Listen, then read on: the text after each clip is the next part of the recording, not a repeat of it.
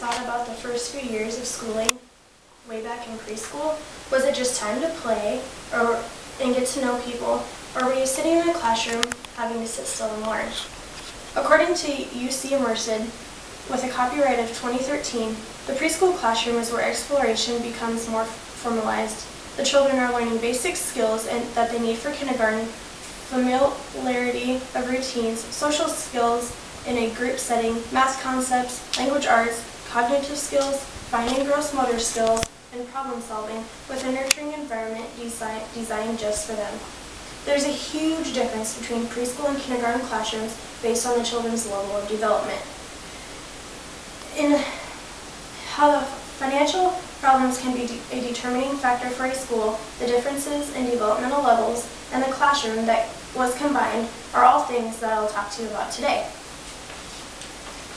I want everyone to understand that why you think the reason a certain child didn't learn enough was the teacher's fault, which it may be, but the teacher's routine comes from the classroom's different ages.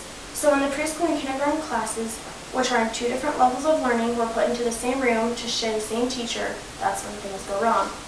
I know that some children excelled more than others in the past year at the parochial school, but it was because they had parents at home to help them learn the simple knowledge that they weren't receiving in the classroom.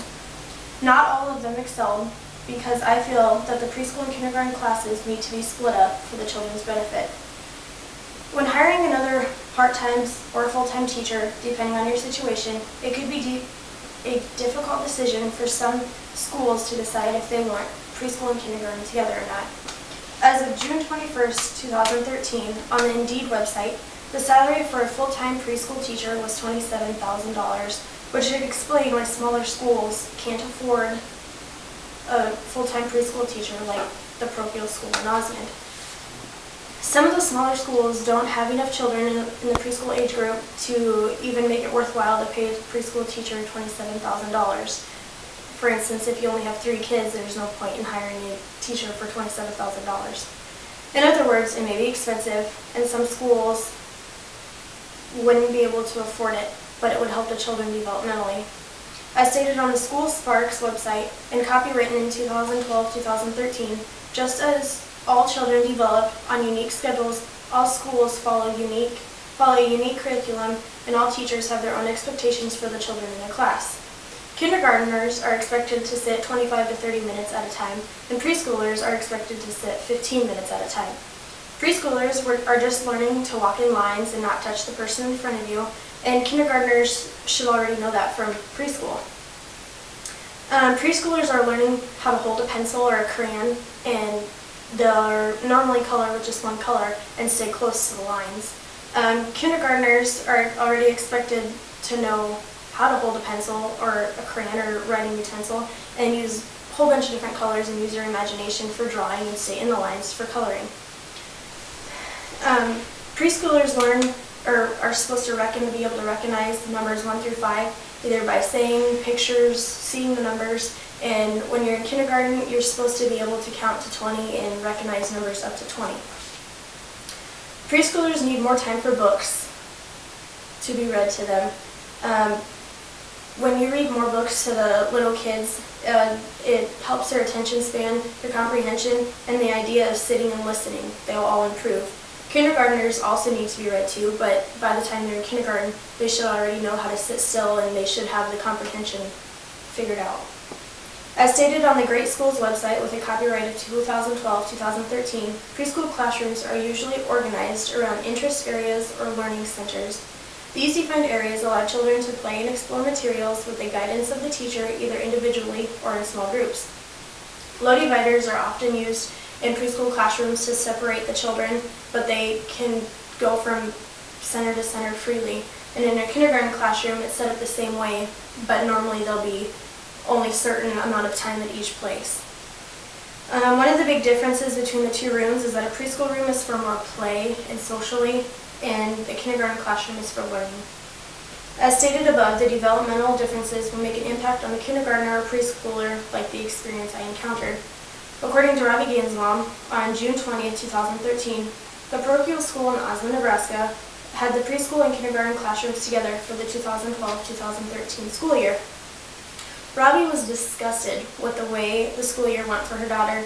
She paid for a private school education, and because of how it turned out, she was wondering if she should then go and pay a tutor to help her daughter to get caught up to move on to first grade.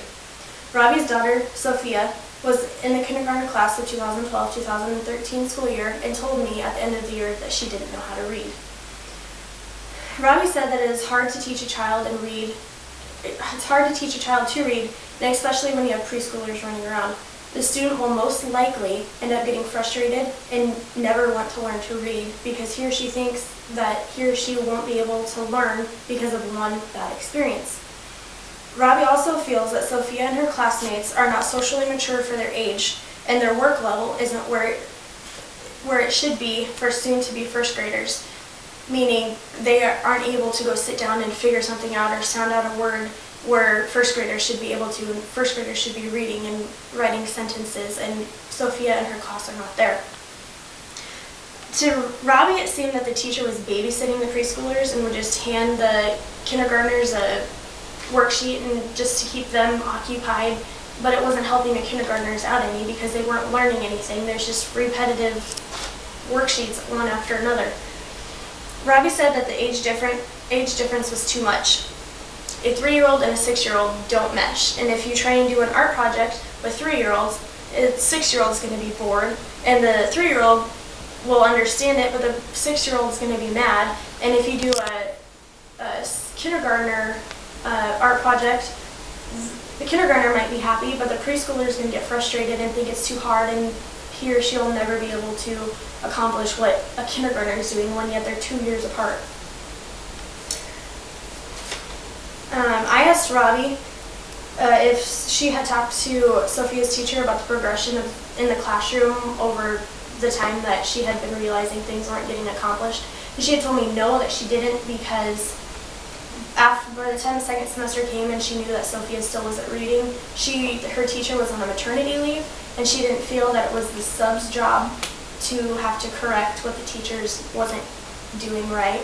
And she also heard that the teacher was not going to be coming back the next year, so she didn't see a point in trying to talk to the teacher about what was going on, and she's just hoping that the first grade teacher next year will be able to catch Sophia and her whole class up to where they should be.